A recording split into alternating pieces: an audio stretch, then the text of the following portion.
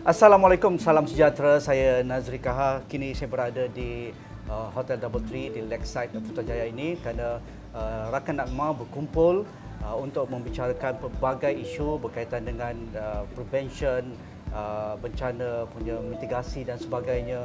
Dan apa yang lebih menarik, kita mempunyai sasaran iaitu perspektif 2030, bagaimana kita membina masyarakat yang berdaya tahan. Dan pastinya cabarannya bukan kepalang. Pasti setiap bencana ada cabaran yang tersendiri.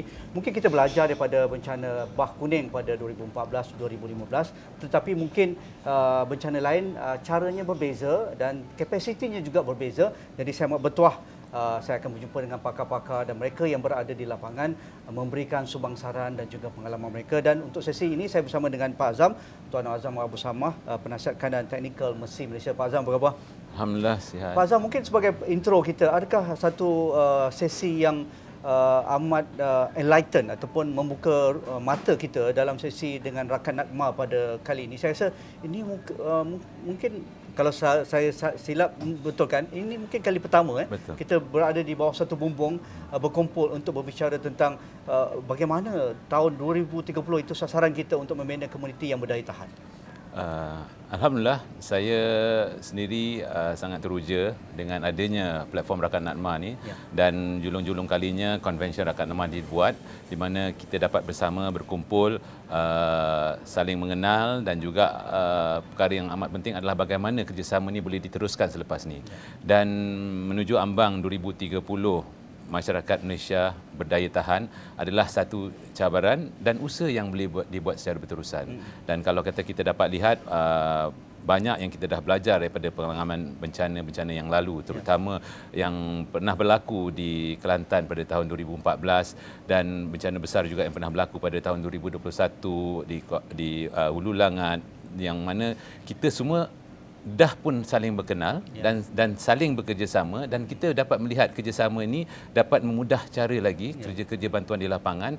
Di saat itu kita bukan sahaja mengambil langkah-langkah respons yang dengan menggunakan pakai strategi bersama, terutama apabila ada Rakan Nakma pada waktu itu, kita dah boleh menggembeling tenaga dengan lebih baik, kerana baik daripada pihak pendana maupun pihak swasta, NGO, private sector, akademik, universiti turun bersama untuk melihat, kerana ia berlaku di Kuala Lumpur, ia berlaku dekat dengan Kuala Lumpur, dan inilah pengalaman yang sangat berharga yang untuk kita jadikan sebagai asas kepada pengalaman yang mengajar, terutama dalam hal untuk persediaan untuk jangka masa panjang. Cuba kita bayangkan di bawah satu bumbung, Nakma sebagai bapa kita untuk hal pengurusan bencana, tetapi di bawah itu ada frontliner kita iaitu pasukan penyelamat. Satu sektor lagi adalah di kalangan NGO, satu sektor di kalangan akademia, satu sektor di kalangan orang persendirian ataupun orang persorangan yang ada kepakaran. Adakah ini satu cara yang terbaik sebenarnya pengalaman Mercy dan juga pengalaman Pak Azam? Terutama dalam hal berkaitan dengan respons waktu emergency, kita tidak boleh nak menunggu siapa yang nak kita pilih pada waktu itu. Itu sebab dalam Rakan Nakma, antara langkah pertama yang kita akan buat adalah pemetaan kapasiti, pemetaan keupayaan NGO, donors, private sectors, lepas tu pihak universiti yang boleh membantu untuk melakukan post disaster need assessment dengan baik. Kerana dengan adanya assessment yang baik ketika kecemasan, ia mampu membantu bantuan kemanusiaan dan seterusnya pada pembangunan.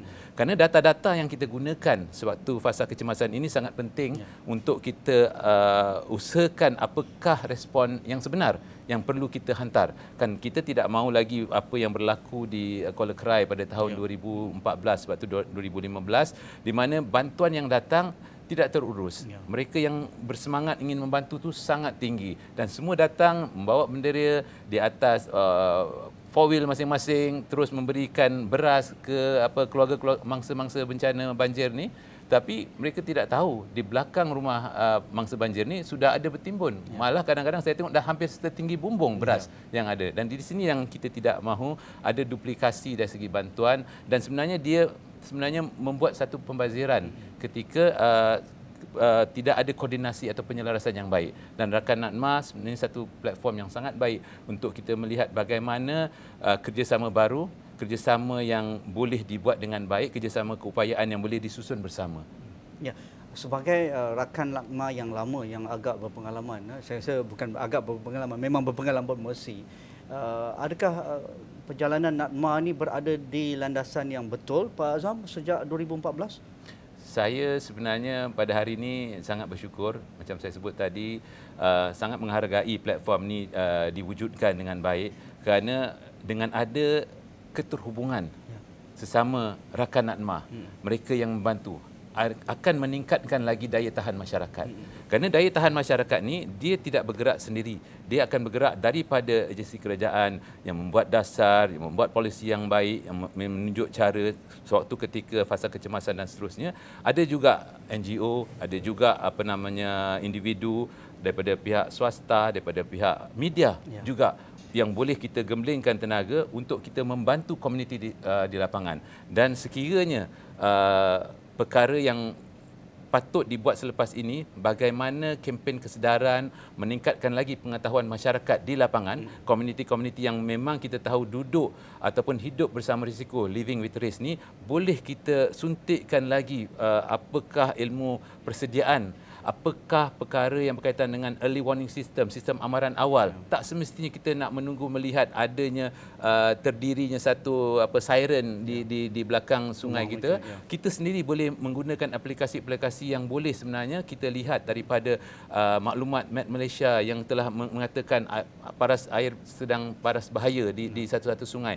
Semua ni patutnya sudah ada di dalam diri masyarakat yang duduk di kawasan-kawasan yang rawan bencana, dan kita yang ingin menolong pun sudah mempunyai hubungan langsung, dan jaringan kebersamaan keterhubungan inilah yang kita harus tingkatkan sebagai langkah usaha yang pertama untuk memupuk budaya tahan di Malaysia. Ibu segala persiapan yang rapi adalah ilmu dan juga data, maklumat.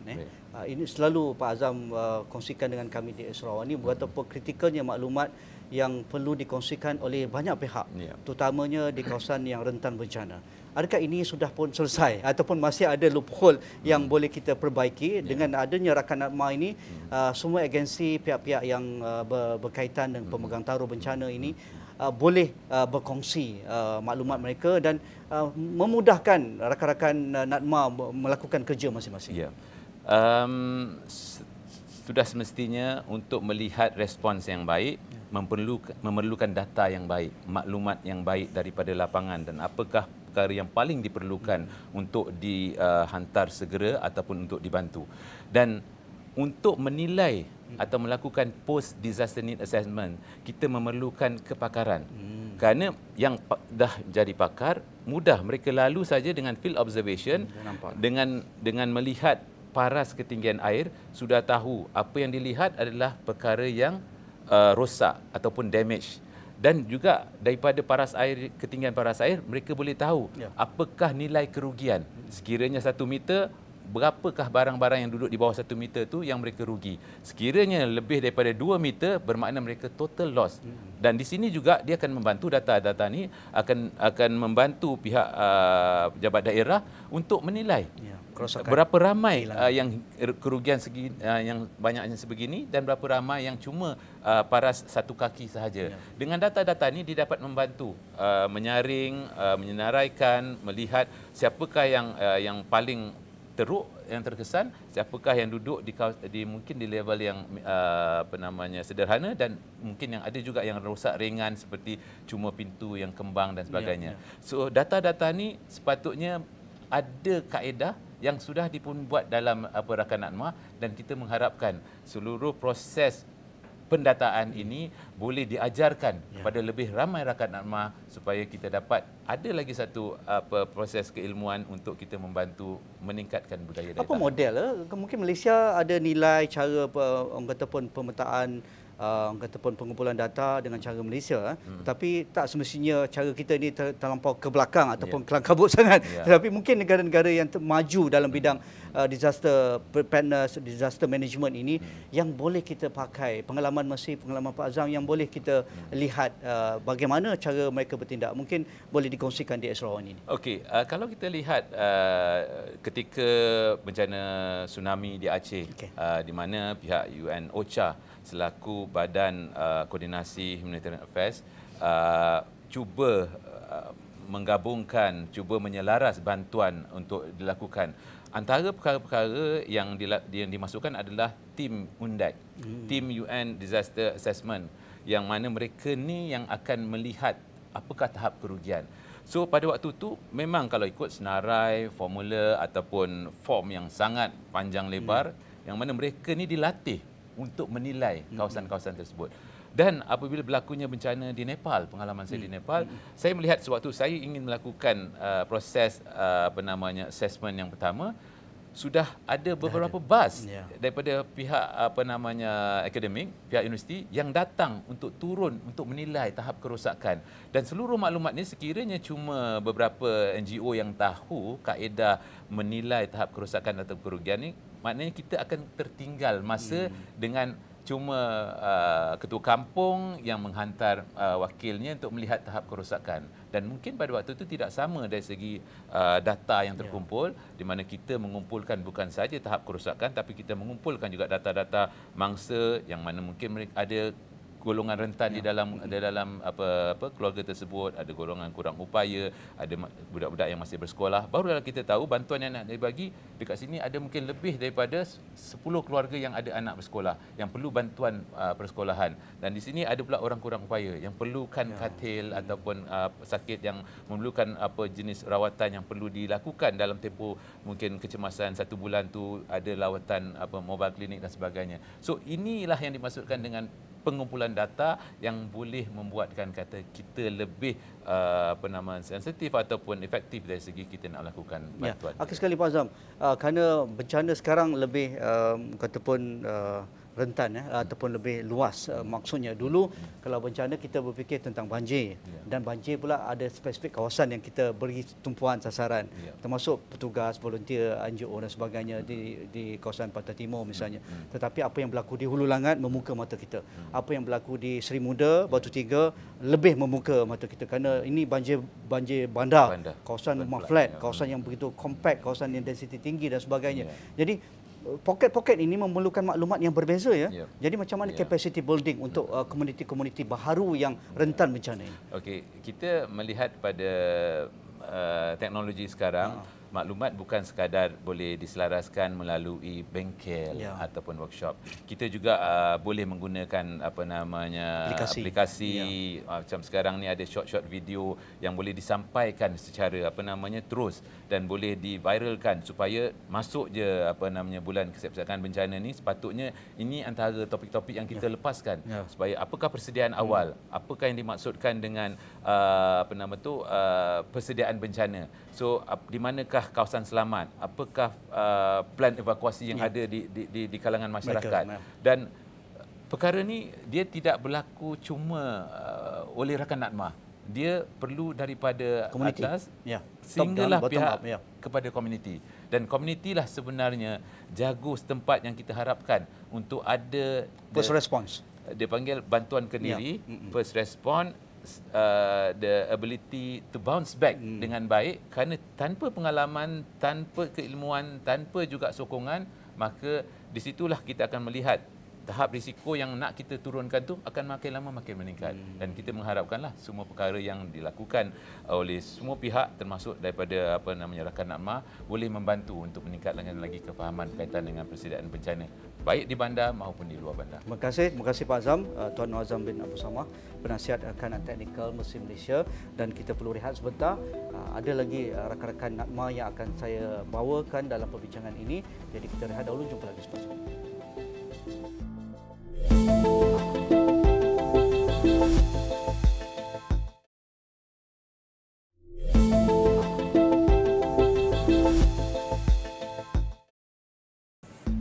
Kembali bersama saya Nazri Kahar bersama di Double Tree Lakeside Putrajaya ini dalam rakan NADMA melihat bagaimana perspektif mereka 2030 membina masyarakat yang berdaya tahan. Antara perkara penting dalam kita membina pengurusan risiko bencana berasaskan komuniti memerlukan satu penlibatan menyeluruh masyarakat. Antaranya di kalangan masyarakat sukarelawan, volunteer, NGO dan sebagainya. Jadi saya mahu bertuah Datin Nurul Syifa Muhammad Isa, Ketua Komuniti dan juga Pembangunan Negara Yayasan TM ataupun Yayasan Telekom Malaysia. Datin, terima kasih kerana sudi bersama saya di Sarawak ni. Jadi mungkin kita nak menelusuri sikit, menyingkap peranan Yayasan TM. Mungkin Datin nak ceritakan bagaimana boleh terlibat dalam hal-hal berkaitan dengan pengurusan risiko bencana berasaskan komuniti ni. Terima kasih atas soalan tersebut. Mungkin boleh saya flashback kembali. Di mana ianya bermula daripada Bah Kuning 2014. Sebelum tu pun kami di Telekom Malaysia dah memang ada program-program sukarelawan pada masa itu. Tapi apabila fungsi tanggungjawab korporat itu dipindahkan kepada Yayasan TM, jadi kami di Yayasan TM meneruskanlah usaha-usaha kemanusiaan. Merujuk kembali kepada kejadian pada Bah Kuning tersebut, pada masa itu kami menurunkan seramai lebih 1,000 sukarelawan TM Reaching Out Volunteers, TM Rovers, dan mereka telah diturunkan di pelbagai tempat di Kelantan, Terengganu dan Pahang. Pada masa itu, pada pendapat saya, masa kecemasan pun dia turun. Jika tiada garis panduan yang sesuai, tiada rujukan. Jadi apabila telah berpengalaman daripada situ, kami pun ingin belajar dan mempertingkatkan pengetahuan dan kemahiran. Dan kebetulan pula pada masa itu Telekom Malaysia telah dipilih sebagai Scattered bersama JLC Disaster Response Network. Di kalangan JLC ya? Ya, di kalangan JLC. Jadi tanggungjawab tu lebih besar. Dan bersama dengan GDRN kami merangka ataupun mencari bagaimana nak memperkasakan ahli-ahli GDRN dan secara tak langsung mendedahkan kamilah kepada pengurusan bencana dan risiko yang berkesan. Kami mulakan latihan dengan Mercy Malaysia. Dah ada, ya? Pada masa itu dah ada, 2015. Tapi grup yang kecil lah. Saya ingat lagi pada masa itu Pak Azam tadi pun ada juga, dia salah satu seorang facilitator. Dari tahun ke tahun, pendekatan Yayasan TM dengan ekosistem humanitarian ni semakin dekat kemanusiaan. Apabila Rakan Nakma pada masa itu tak ada lagi kot, belum. Dan hubungan kami dengan Nakma juga semakin tahu semakin akrab. Jadi banyak perkongsian ataupun pertukaran sumber yang berlaku. Dan apabila berlakunya pandemik, yang itu pun itu bencana juga. Ya. Dan apabila berlaku pandemik, itulah titik tolak juga bagi kami di TM, Yayasan TM dan juga GDRN mengumpulkan segala kekuatan, sumber, aset ataupun contribution untuk kita membantu pihak-pihak yang memerlukan, termasuk pihak-pihak hospital. Pada masa itu kan tak ada ventilator. Jadi saya secara sendirinya percaya bahawa apabila kita bekerjasama collectively, it's a collaborative effort, adalah lebih berkesan dan bermanfaat kerana kita leverage on setiap sumber yang ada. Katakanlah satu company ada kekuatan dia yang ini, company yang lain ada kekuatan dia yang ini. Jadi apabila kita kumpulkan, kita dapat memperluaskan impak dia dengan lebih besar lagi. Jadi untuk sekiranya saya boleh kongsikan juga hasil daripada collective effort tersebut dengan GDRN, kita berjaya mengumpulkan lebih 166 juta juga. Bayangkan contribution tu, dan berapa ramai ketika COVID ketika ini spesifik ketika COVID. Dan saya nak menunjukkan juga bahawa collective effort ni berjaya. Setiap masa banjir pun kita berjaya mengumpulkan beberapa juta untuk membantu yang terkesan. Bagi memberikan satu sumbangan yang lebih signifikan dan relevan, pastinya Yayasan TM melihat kekuatan Yayasan TM kerana TM established sebagai ataupun pendahulu terkemuka dalam bidang telekomunikasi negara. Adakah itu juga menjadi kekuatan bagaimana Yayasan TM berada di barisan hadapan apabila berlakunya bencana ataupun disaster, pandemik dan sebagainya? Ini the core business TM yang tidak boleh diabaikan dan perlu diberikan manfaat kepada ataupun beneficiaries di lapangan. Untuk yang berkaitan dengan TM, tak boleh? Okey. Sebab that one is more on telecommunication punya perspektif. Ketika kita berhadapan dengan bencana ni, dia selalu orang ingat bila berlaku bencana baru kita nak tolong orang kan. Barulah terhege-hege ramai volunteer kita kan berduyun-duyun ke kawasan bencana. Tetapi ketika waktu aman ini, apa yang dilakukan oleh Yayasan TM? Waktu tiada bencana. Adakah pergi training ke, pergi buat empowerment ke? Apabila pendedahan ataupun pengetahuan kami dalam pengurusan bencana ni semakin meningkat dan kami berkongsi pengalaman dengan ramai pihak. Jadi kita dapat mendapati ada keperluan di mana kesiapsiagaan bencana itu penting. Dan menurut kajian juga di negara luar, apabila kesiapsiagaan bencana kita tu bertambah baik, dia dapat mengurangkan kos semasa bencana. Dan ini pun telah disebutkan oleh yang amat berhormat TPM pada minggu kesiapsiagaan yang lepas. Dia kata telah menurun kos daripada lebih 1.3 bilion tu telah menjadi 755 juta. Jadi ini menunjukkan keberkesanan program-program kesiapsiagaan yang kita jalankanlah. Maknanya saya percaya di peringkat NACMA ataupun dengan kerjasama rakan NACMA sendiri telah menggandakan usaha-usaha kesiapsiagaan bencana ni di seluruh negara.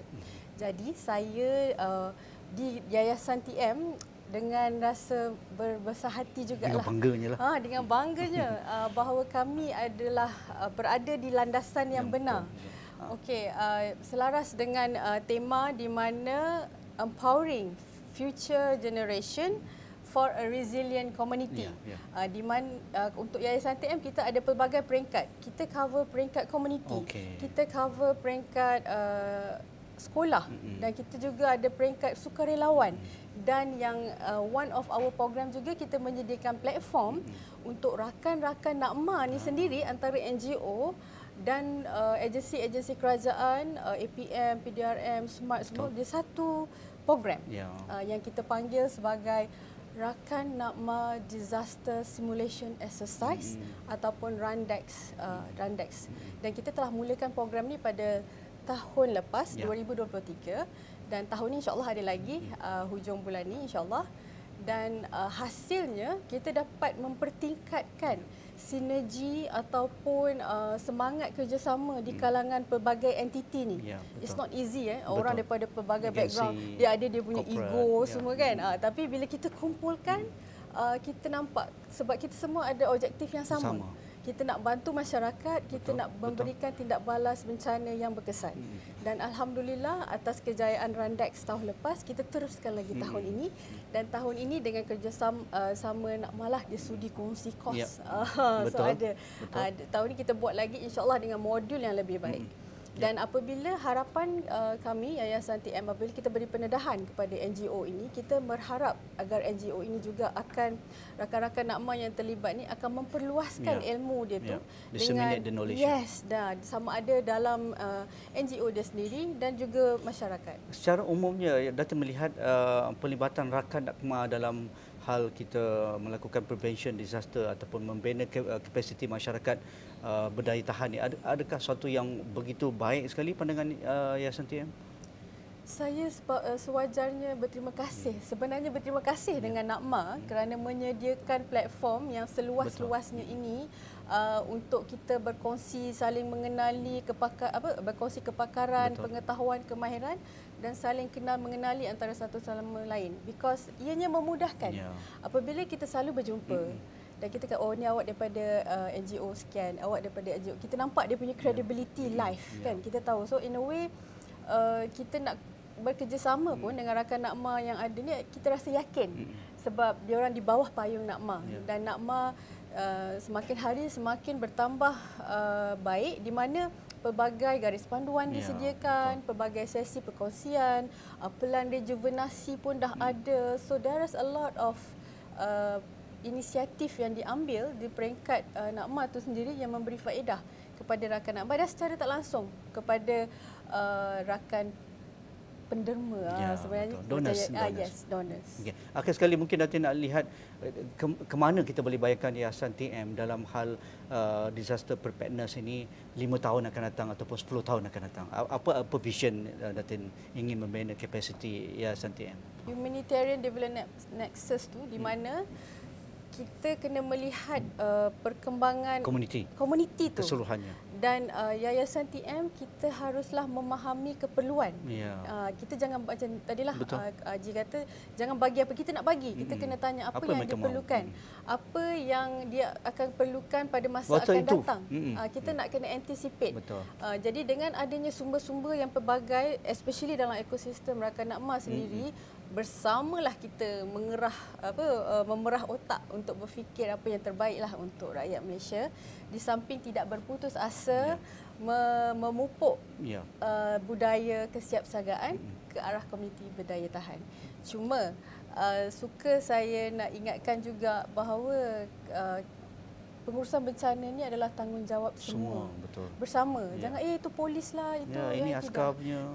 Even though saya sendiri pun sering sentiasa mengingatkan diri sendiri, grab bag dah ada ke apa ke kan, sebab kita duk bagi training kat orang, sebab kat orang tapi kita kerja contoh lah kan. Kita kena jadi walk the talk lah kan. Okay, menarik. Saya pun kalau musim hujan sekarang Datin, saya dah tengok fokus map Malaysia, kawasan mana yang akan lembat, dan saya kalau boleh tak akan bergerak ke arah itu. Maksudnya kita dah tahu kawasan itu flood prone, ini kawasan banjir kilat. Jadi kita sendiri menyebarkan maklumat itu di kalangan rakan sekerja. Kan kita kan banyak WhatsApp group, kita sebar-sebarkan. Sebab kalau dulu I pun tak ambil tahu pasal laporan cuaca ke apa, tapi sekarang kena ambil tahu.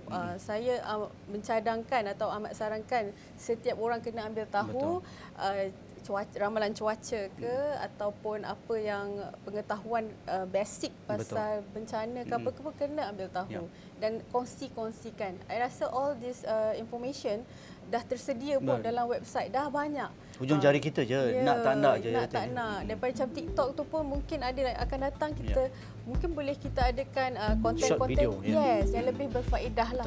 Kerana anak-anak muda sekarang memang cakna dengan TikTok ataupun video-video pendek berbanding ceramah macam kita buat. Terima kasih Datin Nurul Syifa Muhammad Isa, Ketua Komuniti dan juga Pembangunan Negara Yayasan TM. Semoga terus sukses dan juga rakan-rakan TM kita di Yayasan TM akan terus menyumbang kepakaran mereka. Jadi itu sahaja untuk sesi kali ini. Kita jumpa lagi. Assalamualaikum.